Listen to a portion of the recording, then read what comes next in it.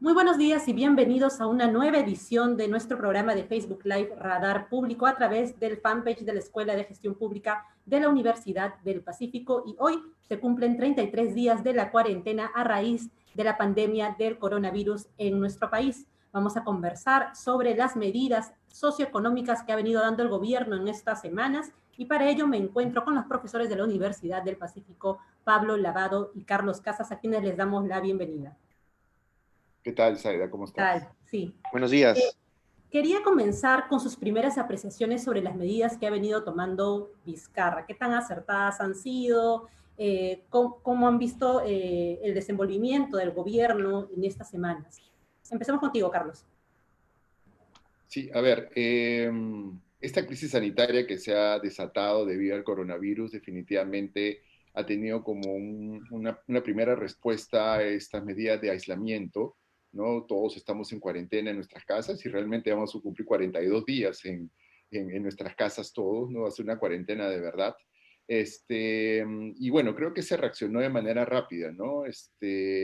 Tomando en cuenta la experiencia de otros países, creo que sí la reacción fue importante. Ahora, eh, acá hay un tema, ¿no? Las medidas de prohibición de salir en algunas zonas de la ciudad de Lima no ha sido tan acatada, ¿no? Y ahí entran todas estas consideraciones de que cerca de la mitad de las personas no tienen refrigeradora y tienen que salir a la calle, o son las que vivían día a día y no tienen capacidad de almacenamiento de alimentos, entonces eso está generando algún problema. Pero desde el punto de vista económico, el plan anunciado de involucrar 12 puntos del PBI, o sea, es una cifra sin precedentes en la historia del país, es bastante significativa, ¿no? Y lo que se busca es mantener a flote la economía. Y yo diría que es como, o sea, el automóvil no va a ir a la velocidad que iba antes, pero por lo menos lo que está haciendo el gobierno con estas medidas es tratar de que el automóvil vaya despacio, pero que no se nos apague, ¿no? Porque prenderlo después podría ser mucho más complicado, ¿no? La garantía que se está poniendo para los créditos, lo que está anunciando después el MEF de introducir 4 puntos más del PBI a través de medidas reactivadoras que ya las están discutiendo en el ministerio, y los otros puntos que tienen que ver con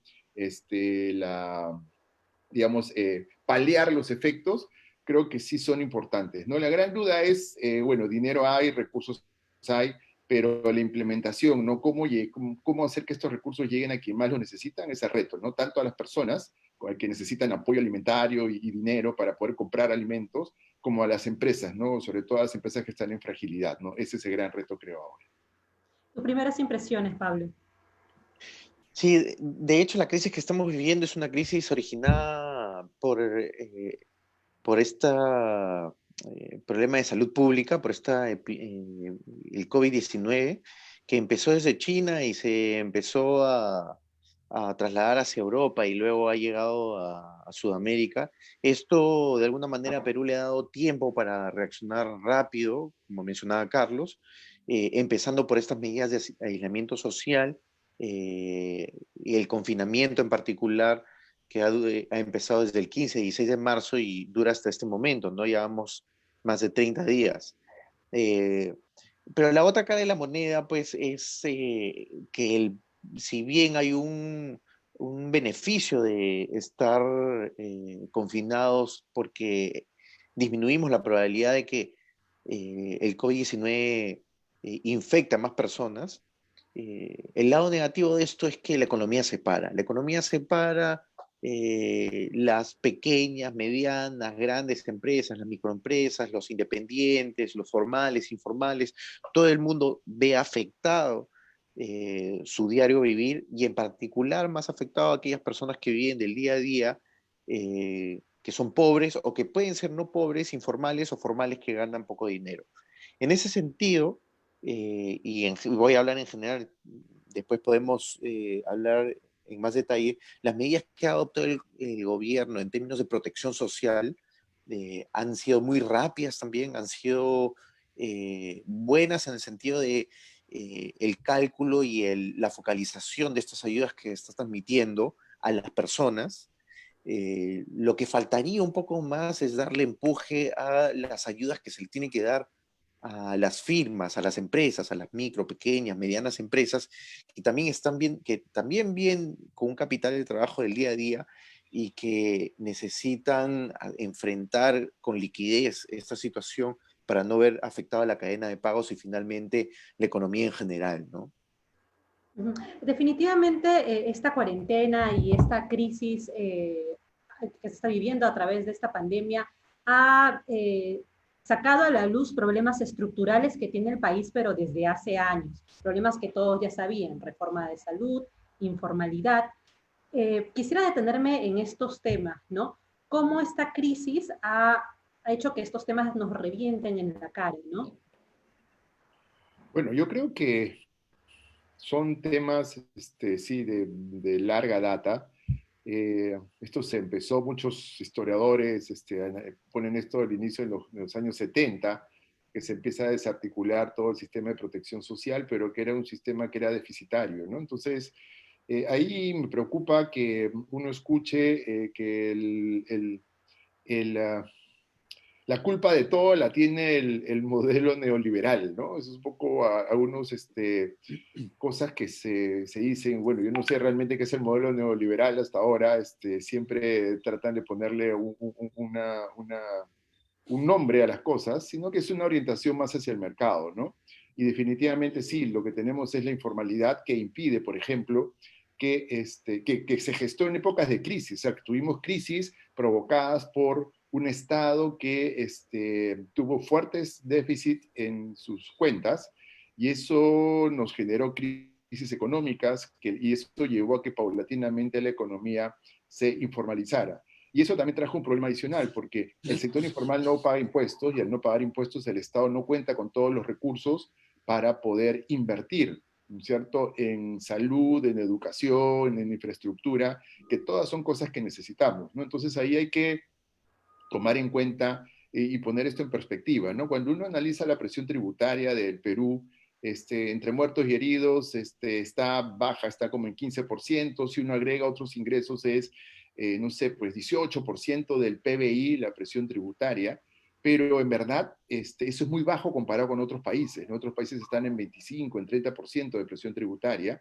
el doble que nosotros prácticamente, y con eso hay recursos para poder gastar en estos temas, ¿no? Ojo, eso no quita que la administración pública en el Perú es bastante ineficiente, y hay siempre, digamos, temas de corrupción, ¿no?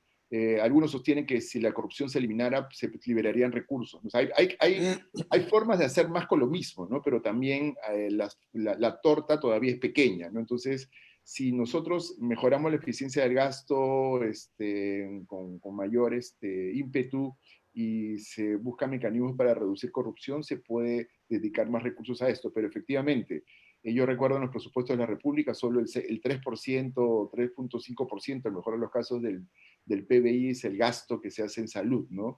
Y queda evidente hoy día que eso es insuficiente, ¿no? Pero hay que tener en cuenta que el país tiene muchas necesidades y se ha invertido lo mejor que se puede. Ahora, hay temas de gestión también, ¿no?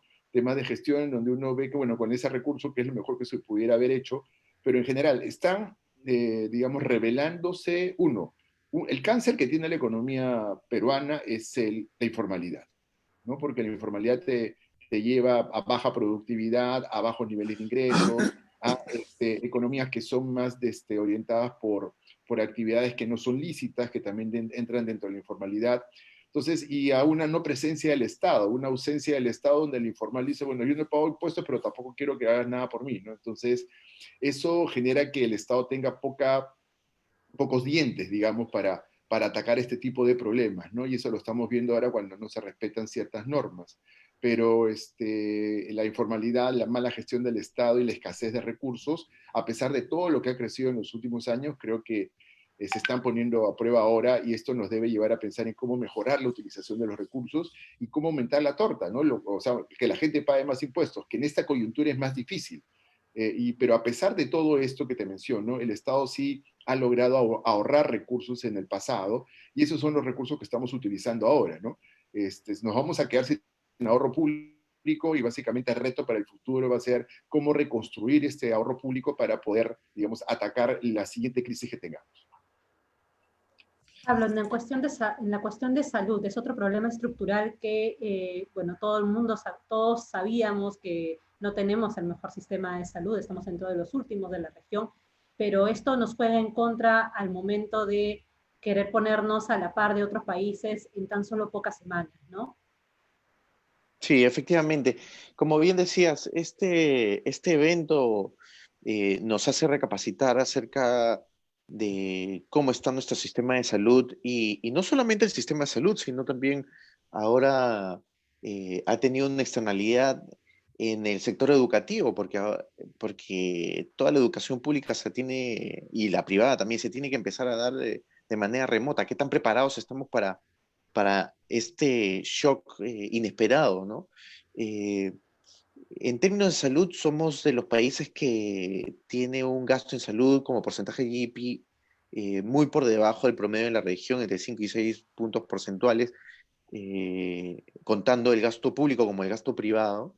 Eh, y eso pues se nota en la atención, en todo el sistema, no solamente en este tipo de eventos, sino también en la atención regular, eh, en salud, en el primer nivel de atención, en los hospitales. Pero ahora, como dices, nos ha saltado la llaga en la cara y podemos ver, podemos palpar, ¿no? Yo creo, ahora todo el mundo puede palpar estas deficiencias y creo que es un momento propicio, no solo, como decía Carlos, estamos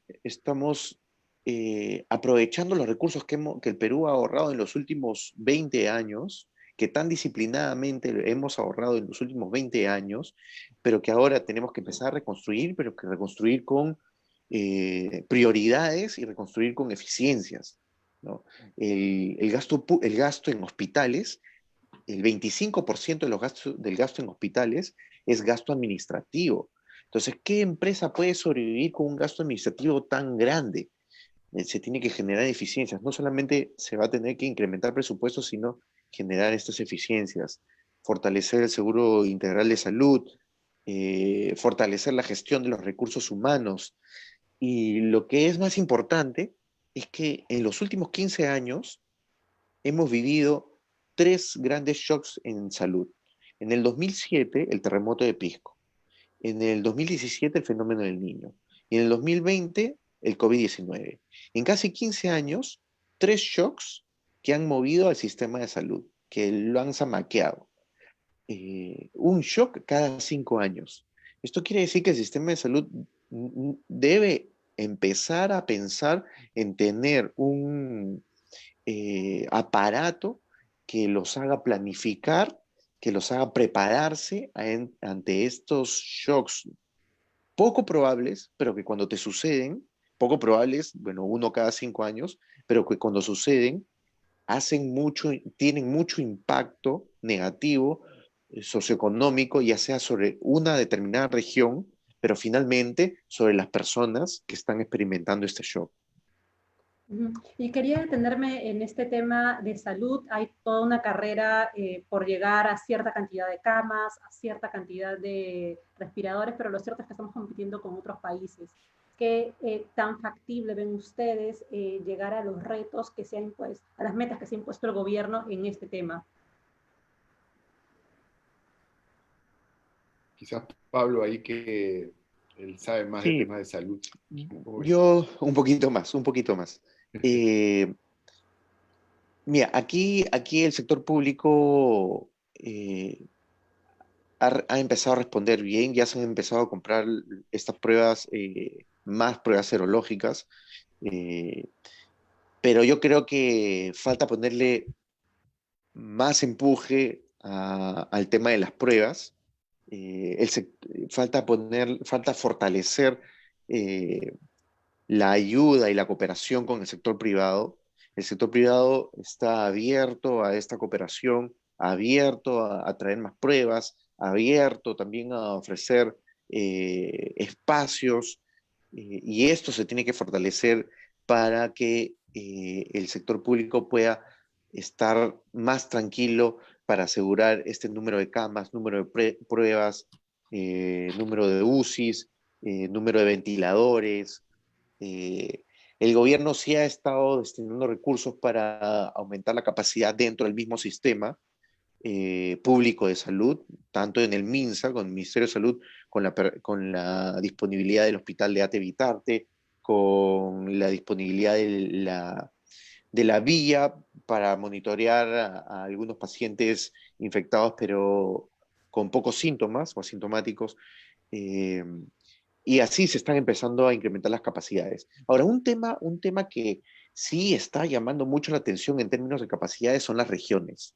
En las regiones se está empezando a ver ya un aumento de casos y un aumento de muertes, y son las regiones las que tienen menos preparación en capacidad para atender a este problema. No solamente en recursos humanos, sino también en camas de UCI, en ventiladores. Y esto, ¿por qué es? Y acá puede extender más el tema, Carlos. El tema de la descentralización ha sido positivo, por un lado, porque le ha dado eh, cierta autonomía a los gobiernos regionales para poder identificar las prioridades de cada región. Sin embargo, faltan muchísimas capacidades que permitan que se ejecute el presupuesto pensando en una atención, en un servicio eficiente de los servicios públicos, educación y salud, en este caso en particular. Y por eso es que vemos poca capacidad para dar, ¿no? Ahí la descentralización ha jugado un papel importante, y yo creería que hasta el momento no muy positivo con respecto a este tema. Sí, yo también quería complementar ese punto, ¿no? La idea de descentralizar generalmente es que quien está más cerca de la población pueda brindarle los servicios que necesita, ¿no? Entonces, obviamente un gobierno local está mucho más cerca de la gente y puede tener una idea mucho más precisa de sus necesidades, ¿no? Pero el problema es que eso choca con la falta de capacidades y también con, no hay que negarlo, la corrupción que puede haber a nivel de gobiernos locales, ¿no? Y eso está generando, algunos dirían, hay que eliminar la descentralización y que todo lo haga el gobierno central, pero eso hasta podría ser más complicado porque el gobierno central no tiene la capacidad de llegar a todos los distritos del país, ¿no? Entonces, yo creo que el tema de la descentralización tenemos que seguir trabajándolo, y ahora también están desnudando algunas deficiencias que ya sabemos que existían, pero que en temas de salud y educación creo que va a haber que trabajar bastante con ellos, porque esa debería ser la primera línea de acción contra problemas de esta naturaleza, ¿no? Entonces, gobiernos locales que, a pesar que tienen pocos recursos, destinan, y yo estaba analizando presupuestos de gobiernos locales, sí gastan en educación, gastan en salud, a pesar de que en teoría la salud y la educación son gratuitas y todo viene financiado por el nivel central. Las municipalidades ponen parte de sus recursos para eso, ¿no? Entonces, pero creo que allí en los medios rurales no hay tanto un tema de corrupción, pero sí un tema de falta de capacidad, ¿no? Entonces, allí el acompañamiento que puedan tener los rectores de los sistemas, como el Ministerio de Salud, el Ministerio de Educación, va a ser clave, ¿no? Pero bueno, ahora sí, ahora estamos teniendo un problema.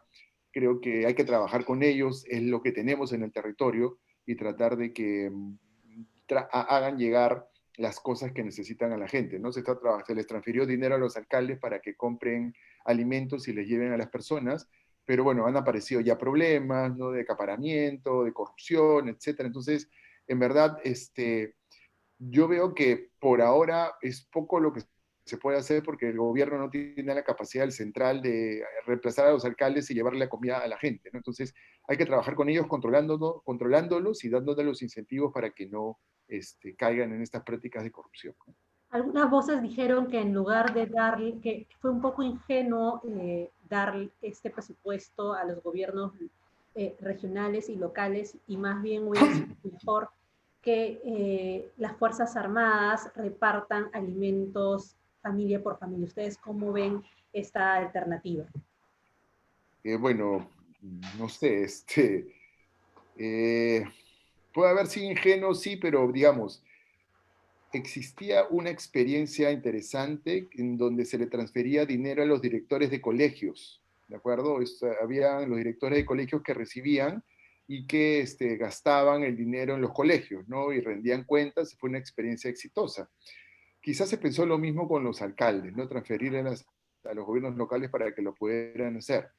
Pero igual, las Fuerzas Armadas tienen que dedicarse a otras cosas, ¿no? Entonces, y hacer que tienen que mantener el orden, tienen que asegurar que se cumplan las normas, y si una pequeña parte podría ayudar a las municipios. O sea, acá la idea es sumar esfuerzos, no es que uno reemplace al otro, ¿no?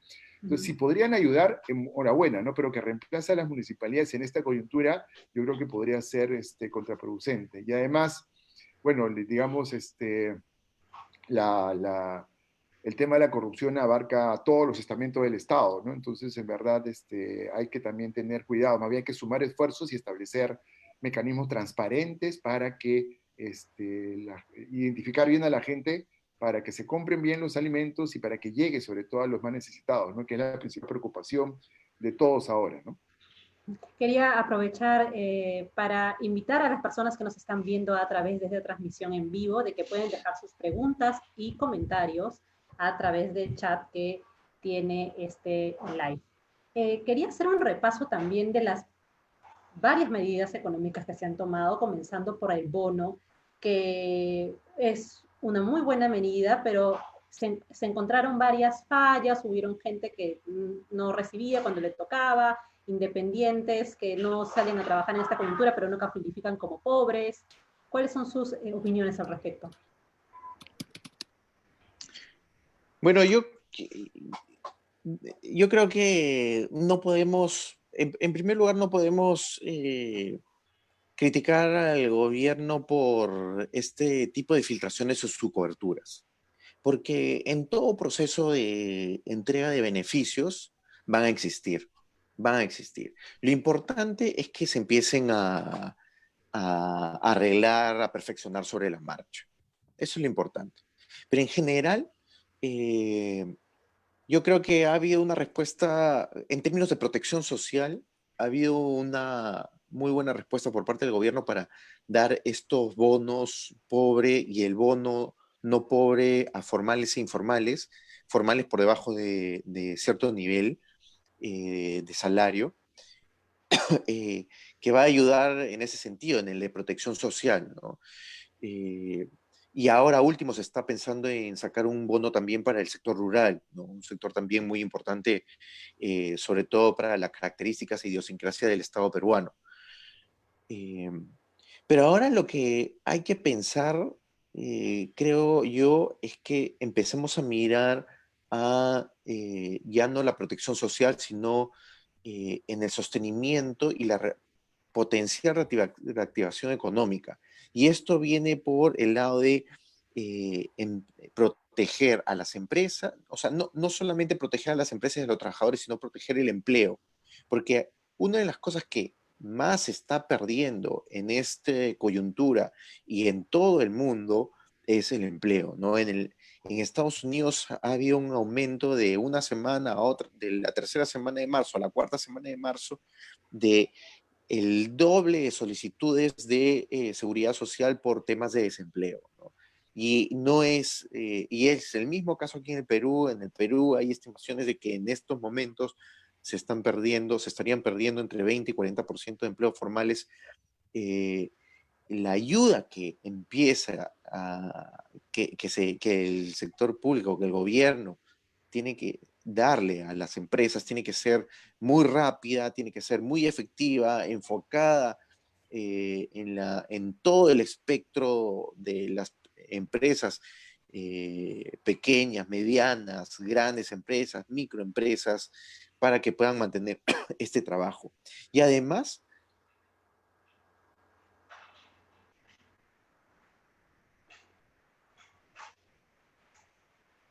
Ok. Carlos, sí, retomando un poco mientras recupera la conexión, Pablo también, él hablaba de un gran impacto también en la pérdida de empleo. Se mencionaba la cifra de entre 20 y 40% de empleos formales se estarían perdiendo. ¿Qué otros efectos ya está teniendo esta cuarentena en la economía del país? Bueno, a lo que sugirió Pablo, la pérdida de empleo es la más importante de todas, ¿no? Porque esto te genera, digamos, efectos en cadena en la economía. también la quiebra de empresas, ¿no? Que eso también puede ser importante, que hay sectores como el sector turismo, ¿no? Que creo que va a tener un cambio estructural, ¿no? No es un shock que va a durar poco, sino es un shock que va a durar bastante y eso va a tener que llevar a una reconfiguración de los negocios, ¿no? Entonces, esto y también está afectando la inversión, ¿no? Los planes de inversión se están postergando porque el énfasis está ahora en el día a día y en el tratar de mantener las planillas y poder pagar a la gente, ¿no? Entonces los planes de inversión se están reduciendo bastante y eso implica que este shock o esta crisis va a tener un efecto que va a durar un poco más, porque si no se invierte ahora, más adelante no se va a poder crear empleo, ¿no? Y es lo que se necesita. Entonces, allí es donde las medidas de soporte del Estado para aquellos desempleados van a tener que jugar un rol importante, ¿no? Tratar de mantenerlos, tratar de recolocarlos, tratar capaz de contratarlos en empleos temporales para que puedan generar algún ingreso, sería un camino a seguir, ¿no? Pero yo creo que hoy día todo tiene que estar centrado en que esto que se dice romper la cadena de pagos, ¿no? Que básicamente es, yo soy una empresa, entonces yo le compro a mis proveedores y le vendo a mis clientes, ¿no? Entonces, si yo quiebro, mis clientes a quién le compran y mis proveedores a quién les venden, ¿no? Entonces, la idea es tratar de no romper esa cadena, mantenerla por lo menos a un nivel mucho más lento que antes, pero mantener los canales abiertos, ¿no? Y la idea básica que uno quisiera plantear acá es, no se puede apagar, o sea, digamos, si uno tiene un gran barco y apaga el barco, prenderlo toma tiempo, ¿no?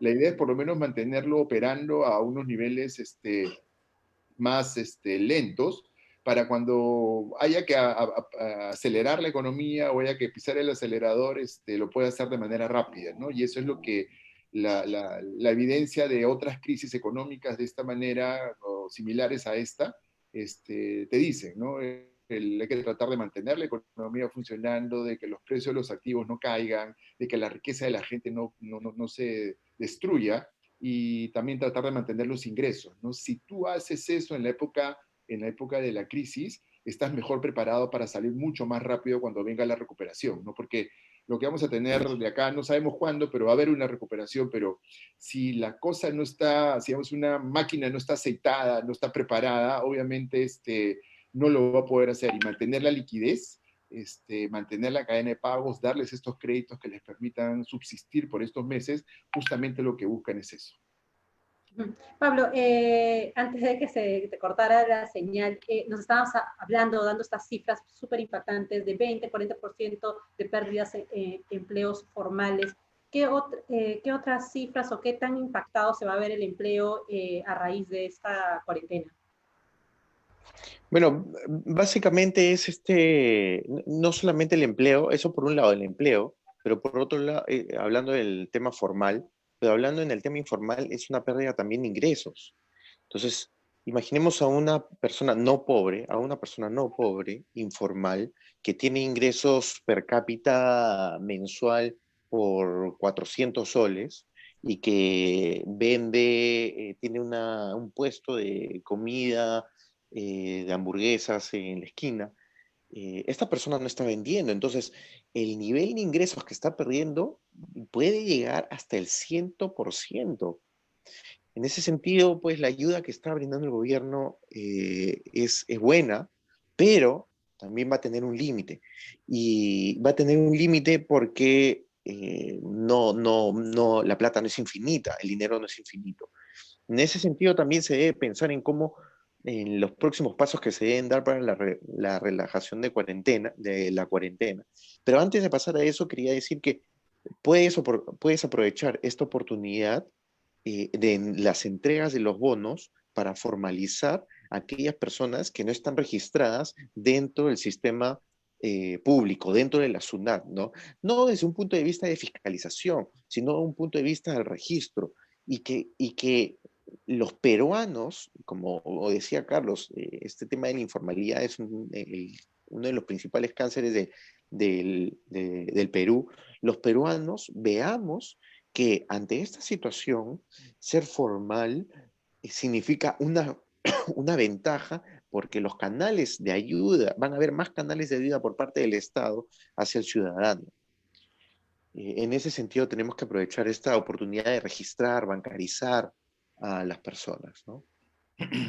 Sí, yo coincido totalmente ahí, ¿no? Esta es una oportunidad de oro, sin que sea un trámite burocrático. Inscríbete en un padrón, ponte bajo el radar y ahí te voy a supervisar y en función de eso te puedo ayudar, ¿no?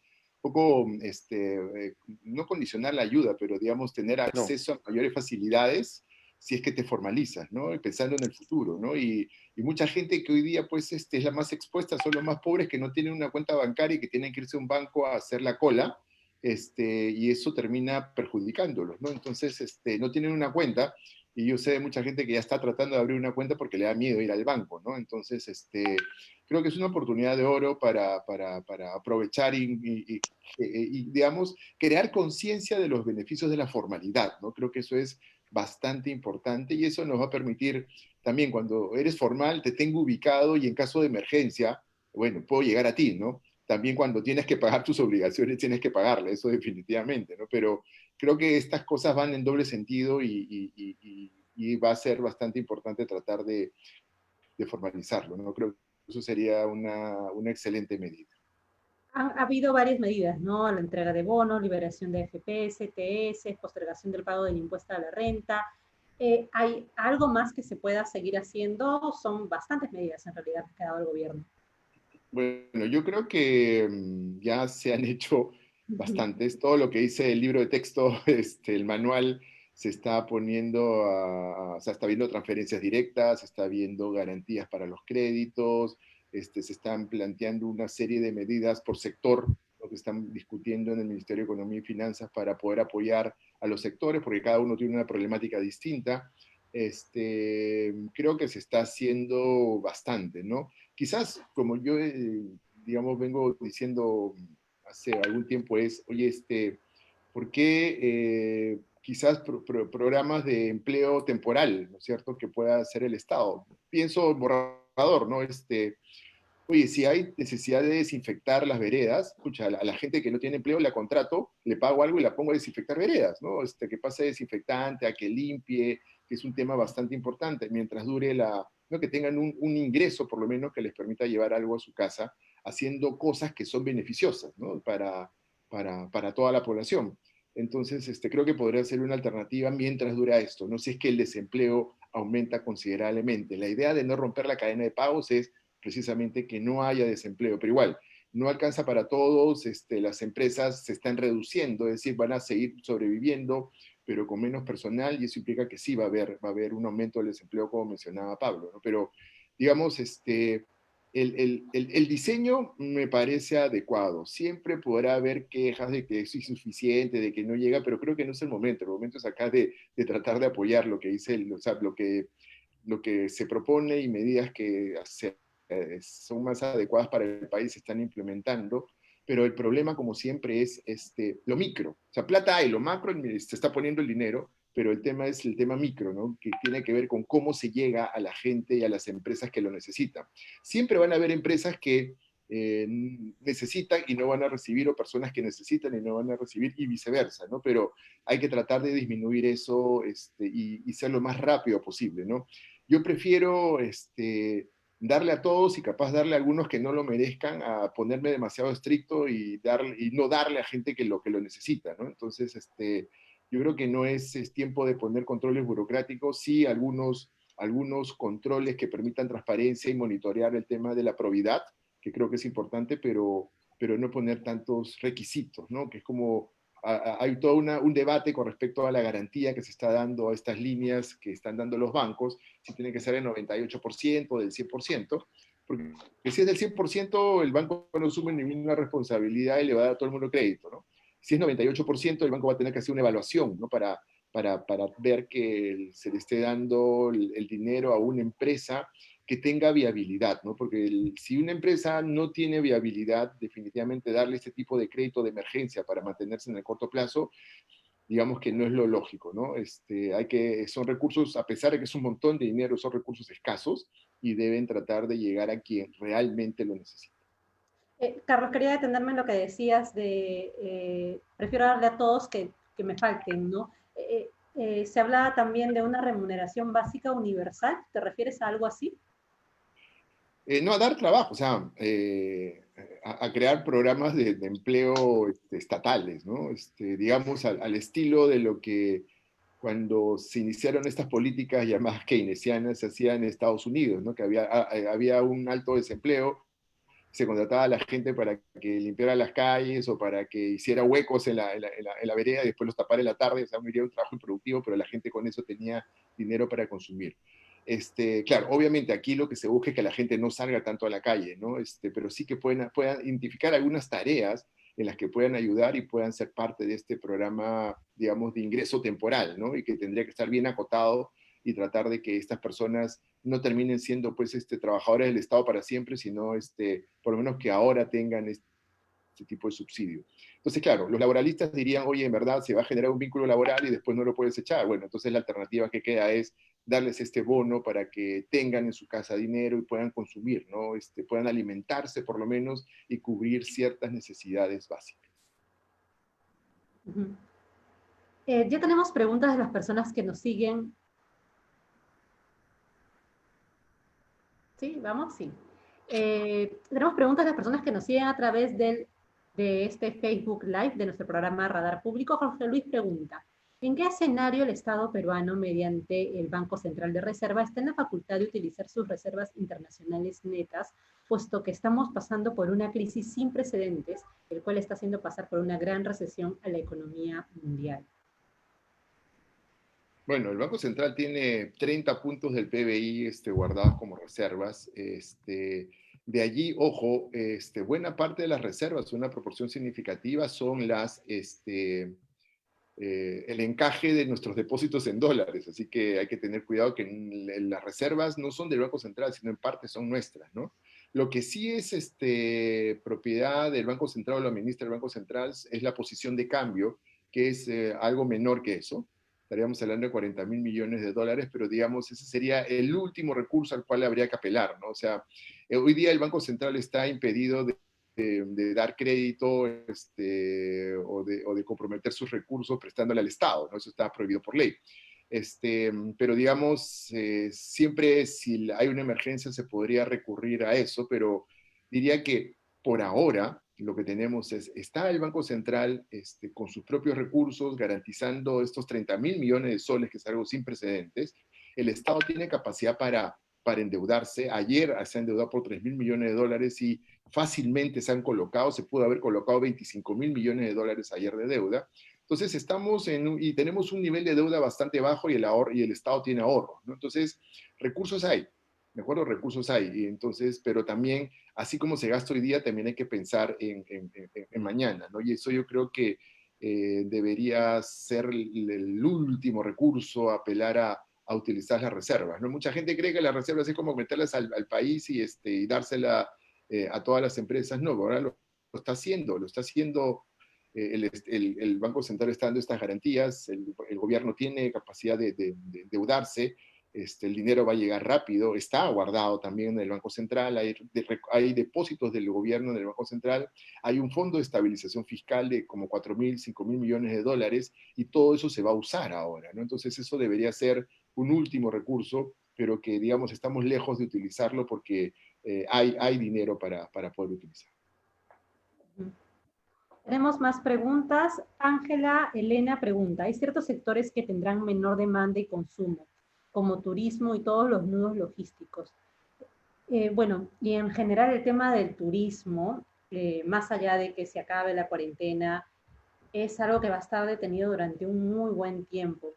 Pregunta Ángela, ¿qué paquetes gubernamentales empezar con ellos? Bueno, mira, yo sí aquí creo que no podemos seguir manteniendo un sector que va a estar bastante afectado.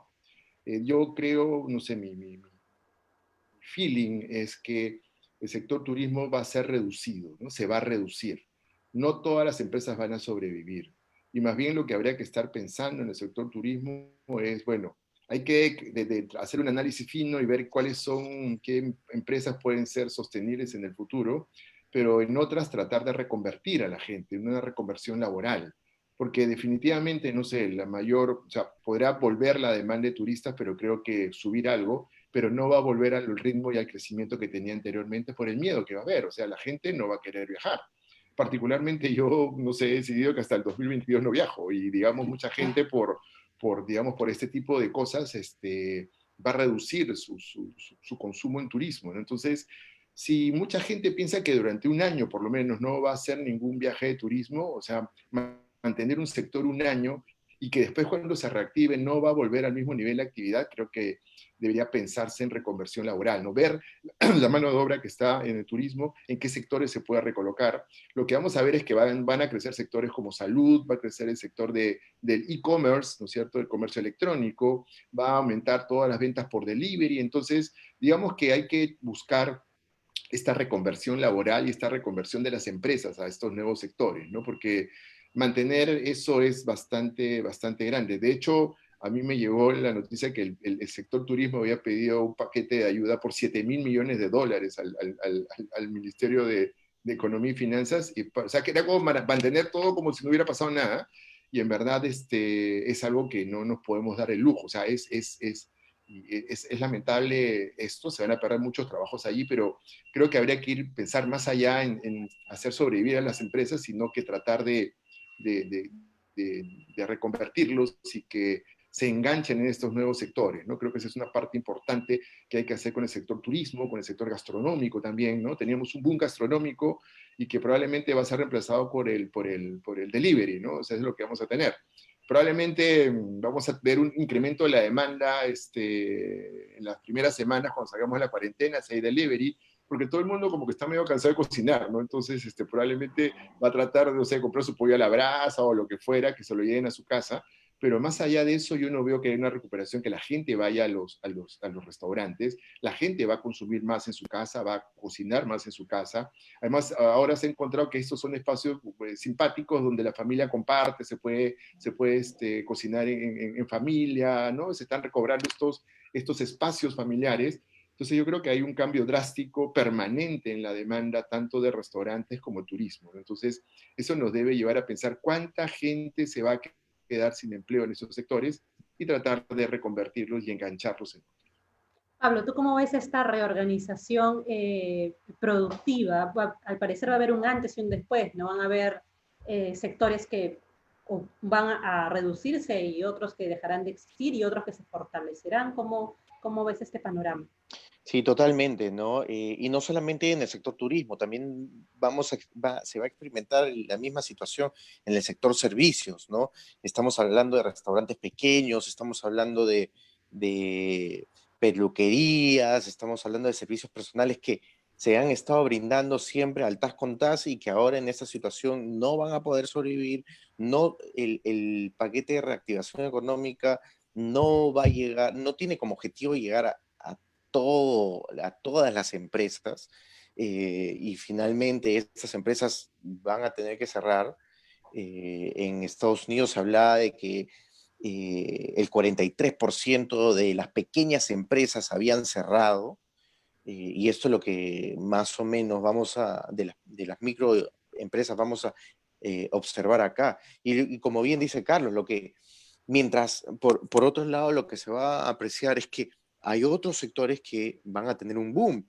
El sector delivery, el e-commerce, agroexportación. La agroexportación no ha parado, ha seguido. Seguro que va a requerir más demanda después de que los confinamientos y las cuarentenas en todo el mundo se levanten. Y esto, entonces, hay que pensar en un plan de cómo tanto personal como público, cómo generar esta reconversión. De hecho, una de las cosas que se pueden hacer en términos de esta reconversión es ofrecer programas, los institutos públicos o Senatis en sí, Cotexub, ofrecer cursos virtuales, educación remota, no necesariamente dentro de su paquete formal educativo, sino en un intento de apoyar a estas personas y estas empresas que en este momento están sin hacer nada y que probablemente no regresen a hacer lo que estaban haciendo con anterioridad, ¿no? Quería hablar un poco sobre la salida de la cuarentena, cómo se va a dar. Ya el presidente ha dado luces, ha hablado de 3 etapas, no ha dado fechas todavía muy claras, ha dado meses, no fechas exactas. En un primer momento, cuando entramos a cuarentena por 2 semanas, la gente lo tomó súper bien, nos fuimos a un mes, saltaron muchas voces diciendo la economía no va a aguantar. Lo primero que quería preguntar es, ¿cuánto puede aguantar la economía en cuarentena? ¿No? ¿Cuánto más puede aguantar? ¿No? Primero, en 2 semanas, todos bien, sí. Un mes, ya no tanto, ¿no? ¿Qué tanto más puede aguantar? Porque decías, Carlos, que hay plata, pero la plata se acaba también, ¿no? Ah, no, sí, la plata definitivamente se acaba y parar la economía 2 meses sería pues algo, un shock sin precedentes, ¿no? Estaba revisando algunos estimados que están ocurriendo y bajo ese escenario la caída del producto sería de 12%, ¿no? Sería una caída brutal de la economía. Estamos, Si cerramos como lo dos decía meses, la regla, ¿perdón? si Sí, sí, nos cerramos, vamos a 2 meses, o sea, pero 2 meses en que probablemente lo que ocurra, y como ya han dicho bastantes analistas, no es que la cuarentena, o sea, probablemente va a acabar el 26 de abril, pero eso no quita que más adelante tengamos otras cuarentenas, es decir, vuelven a subir los casos y volvemos 2 semanas a las casas y después capaz 4 y después salimos y 2 más, probablemente se espera que 4 semanas más podamos volver a estar en cuarentena a lo largo del año, ¿no? Conforme se vayan desenvolviendo los casos. Entonces, ese es un golpe bastante fuerte que te generaría una caída del 12% del PBI. Con eso lo que tú tienes va a aumentar la pobreza, va a aumentar el desempleo definitivamente, están cayendo los ingresos, los gastos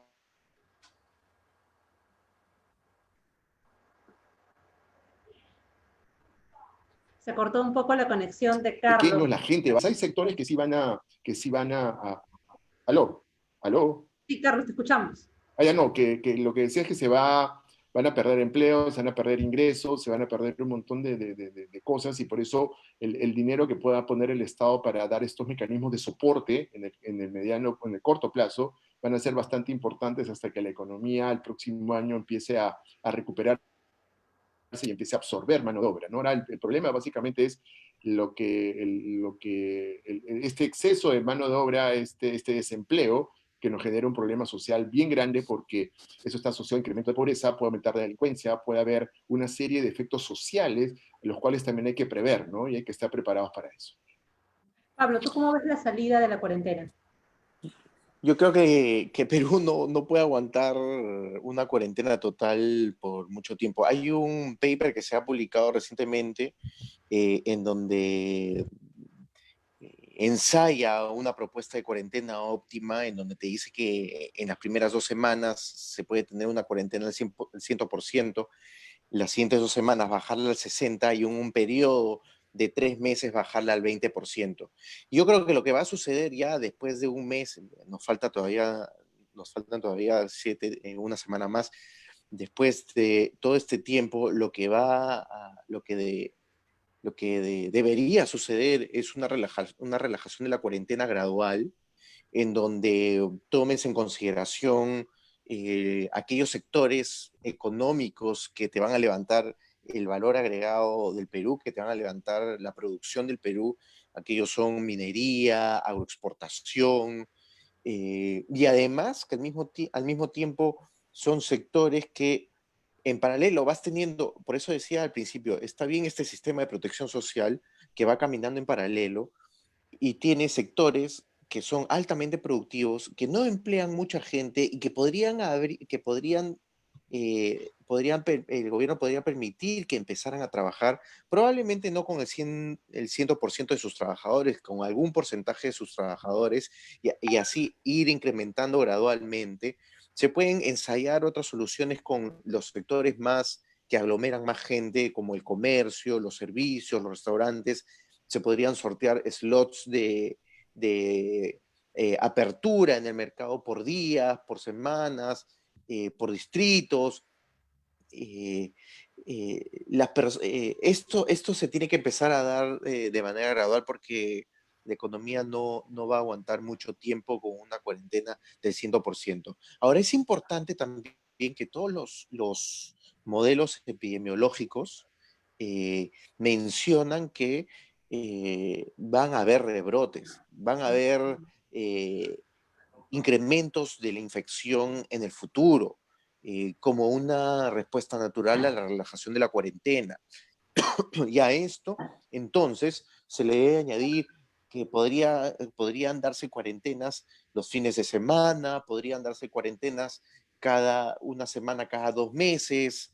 Y otra cosa importante que se debe tener en cuenta es las cuarentenas regionales. Como estamos viendo que hay un incremento de casos en las regiones, entonces se puede mantener la cuarentena en ciertas regiones en donde estamos viendo incremento de estos casos.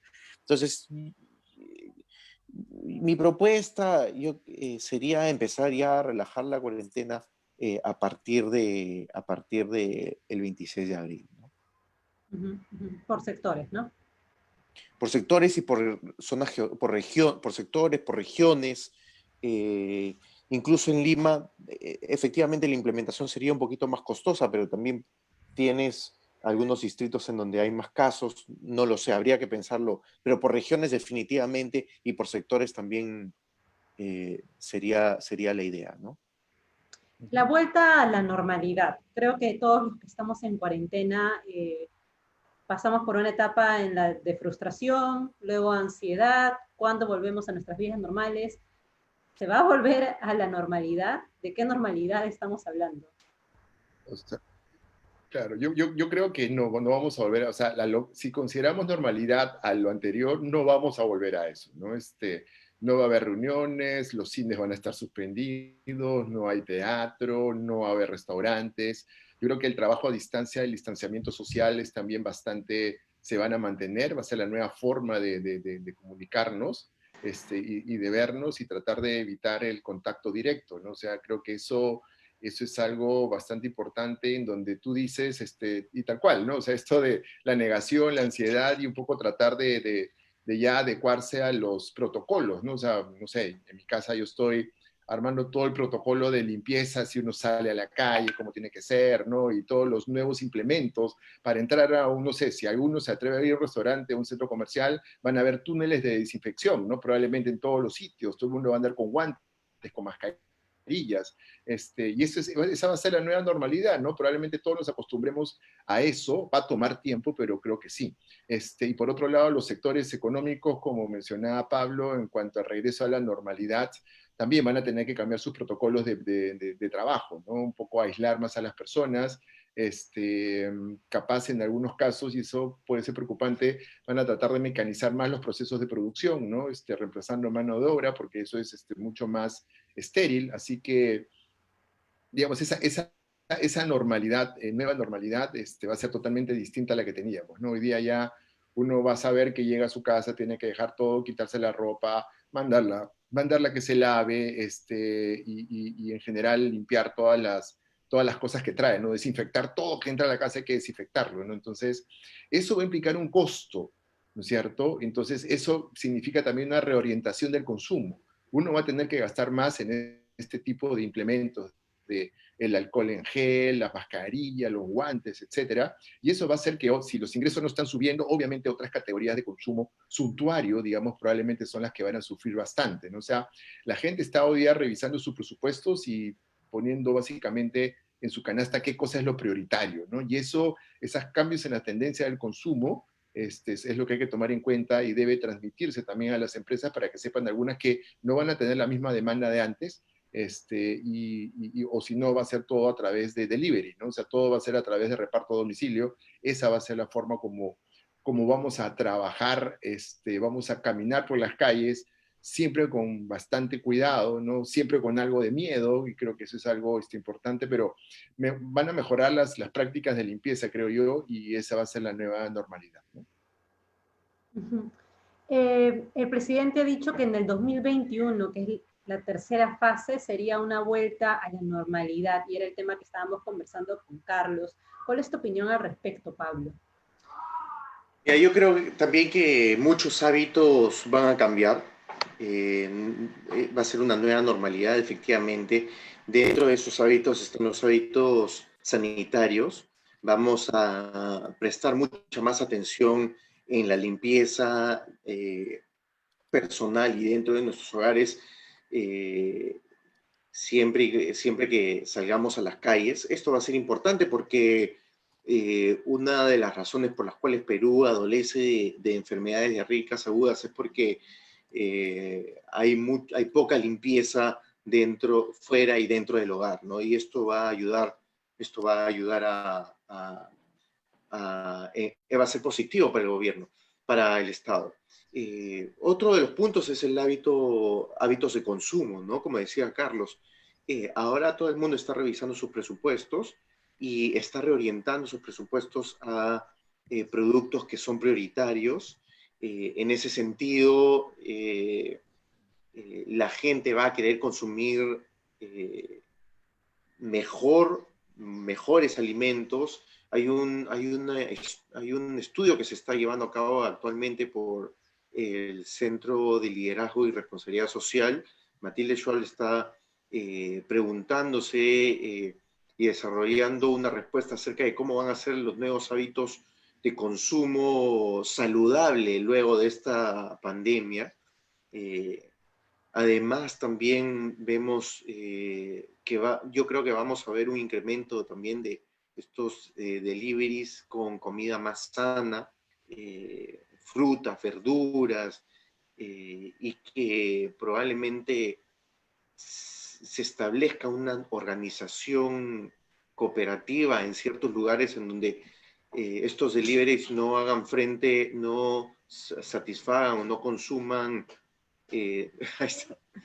no alimenten a una sola persona, sino también a todo un edificio, ¿no? Aquí está mi hija que me está saludando.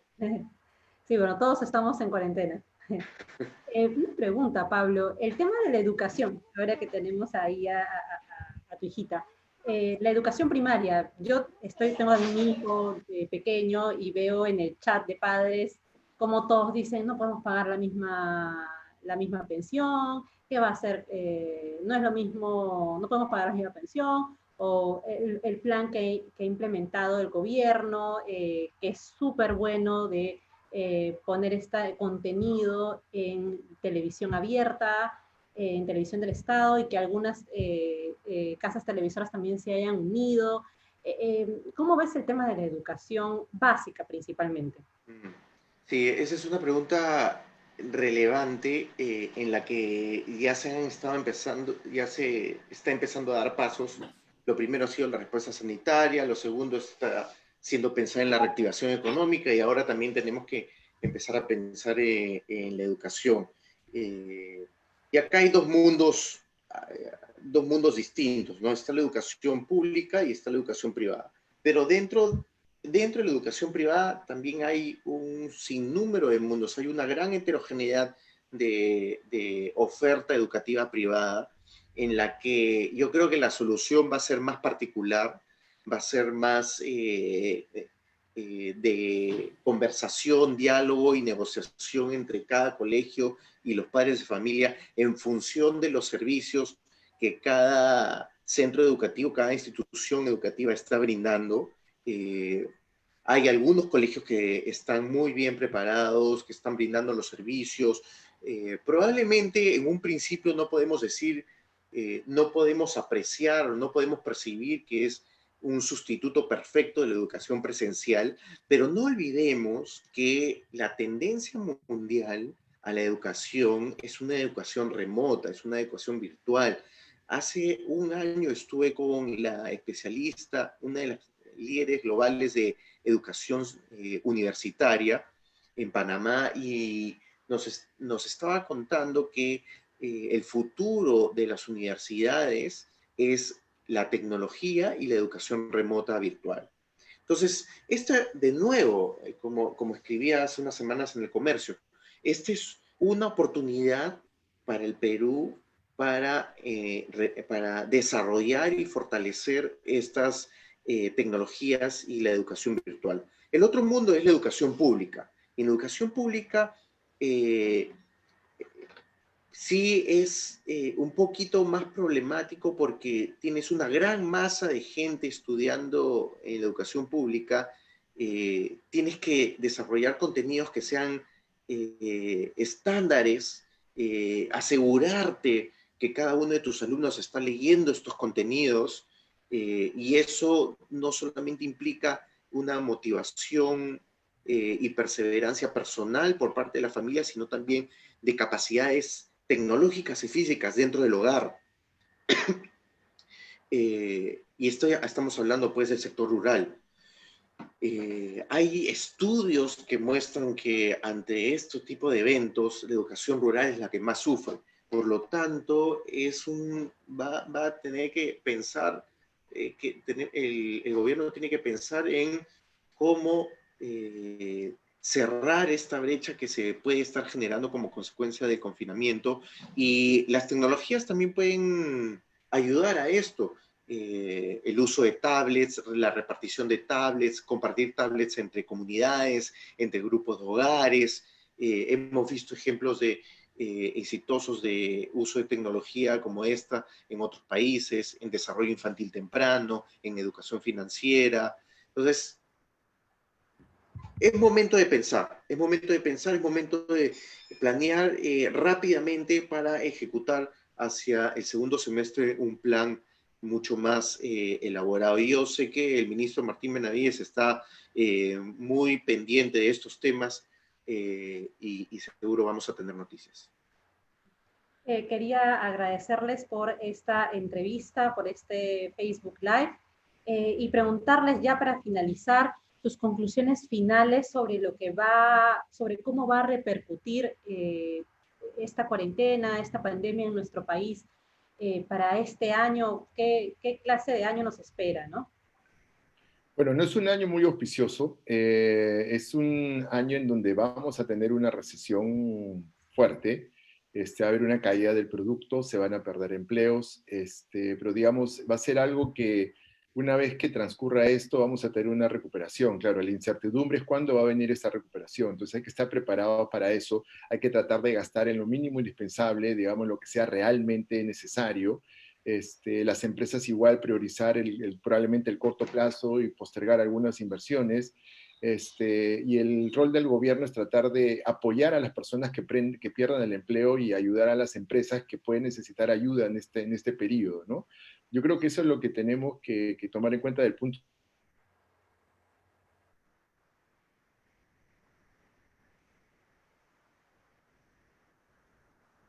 que básicamente lo que se busca es que hay que hacer la limpieza de las manos, el uso de los equipos, el alcohol desinfectante, todas estas cosas que van a ser lo que probablemente la nueva normalidad durante muchos años, que es lo que veníamos hablando. Pero desde el punto de vista económico sí hay que prepararnos para este choque que estamos ya observando y que tenemos que tratar de ser solidarios. Creo que el sector privado y el público tienen que colaborar bastante. El Estado también tiene que priorizar cuáles son las inversiones en las cuales tiene que ponerle el dinero. Digamos, las asociaciones público-privadas siguen siendo una buena opción, por ejemplo, para sumar esfuerzos y salir adelante y poder brindar la infraestructura que se necesita, porque eso va a hacer que mejore la competitividad y que se puedan recuperar empleos rápidamente, ¿no? Entonces creo que ese es un poco el tema por donde tenemos que avanzar, y eso es lo que este año se espera, ¿no? Hay recursos como para dar protección a las personas, sí. Estos recursos, como tú muy bien lo has dicho, son limitados. O sea, el Perú tiene bastante capacidad para poder introducir estos recursos. El tema es cómo llegar y ir afinando en el camino, porque obviamente siempre hay fallas, ¿no? Siempre hay fugas, en todos los programas sociales hay fugas, pero la idea es ir mejorando esto poco a poco, ¿no? Y digamos, todos poner el hombro, ¿no? No creo que es momento para ponerse a criticar que el gobierno lo está haciendo mal, lo está haciendo bien, ¿no? Está haciendo lo mejor que puede, hay los recursos, entonces, bueno, tratemos desde la academia, desde el sector privado, desde todo, ayudar, tratando de buscar o plantear algunas soluciones que puedan hacer que las cosas lleguen mucho más rápido a la gente, ¿no? Sus conclusiones finales, Pablo. Sí, yo también estoy a punto a lo que dice Carlos. Yo diría que más allá de los aspectos de los que ya hemos conversado, creo que toca a cada uno de nosotros estar calmados, ser más empáticos y solidarios con las personas que nos rodean. Sabemos que todos vamos a estar viviendo una situación no positiva, y en ese sentido pues debemos tener paciencia entre todos, ¿no? Y como dice Carlos, sabemos que el gobierno está haciendo lo mejor que puede. Nosotros desde la academia contribuimos con algunas ideas que vamos pensando, que vamos desarrollando, que vamos fortaleciendo y finalmente comunicando, no criticando nunca, criticando de manera destructiva, sino constructiva, y todo para alcanzar un objetivo común, que es el bienestar de todos los peruanos, ¿no? Muchas gracias, Pablo, y muchas gracias, Carlos. Y muchas gracias a ustedes por haberse mantenido conectados en esta transmisión en vivo de Radar Público, donde hemos estado conversando y analizando sobre el impacto de las medidas económicas del gobierno de Vizcarra ante la pandemia del coronavirus que afecta también a nuestro país. Conmigo hasta otra oportunidad. Nos vemos. Muchas gracias. Gracias.